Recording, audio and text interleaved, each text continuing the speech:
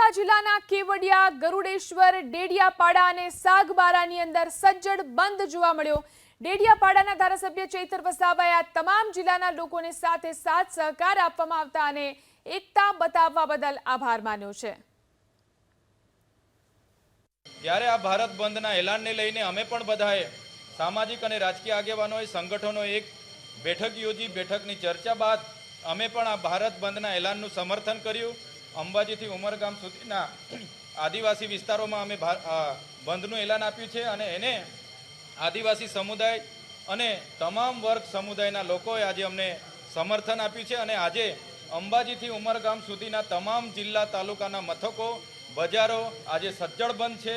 આ જ અમારી એકતા છે। આવનાર દિવસોમાં જ્યારે પણ સંવિધાન અનામત બચાવવાની વાત હશે આવી જ એકતા આવનાર દિવસોમાં પણ અમે બતાવીશું।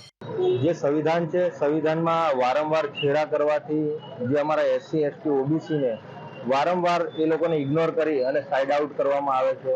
આજે તમામ આદિવાસી સમાજ, એસસી ઓબીસી સમાજ દ્વારા આજે ભારત બંધનું એલાન કરવામાં આવ્યું છે। આજે જોઈએ તો આજે ડેડિયાપાડા હોય, તિલકવાડા હોય, ગરડેશ્વરની આજુબાજુમાં સમગ્ર વિસ્તારોમાં આજે સંપૂર્ણ બંધ અને વેપારીઓએ ખૂબ સારો પ્રતિસાદ આપ્યો છે। એ માટે રાજપીપળા શહેરમાં પણ આજે અમે સૌ ભેગા મળી, આદિવાસી સમાજ દ્વારા અમે ભેગા મળી અને આજે રાજપીપળામાં બંધનું એલાન હોવા છતાં પણ આજે ઘણી બધી દુકાનો આજે ચાલુ છે અને 50 થી 70% જેવી દુકાનો બંધ છે।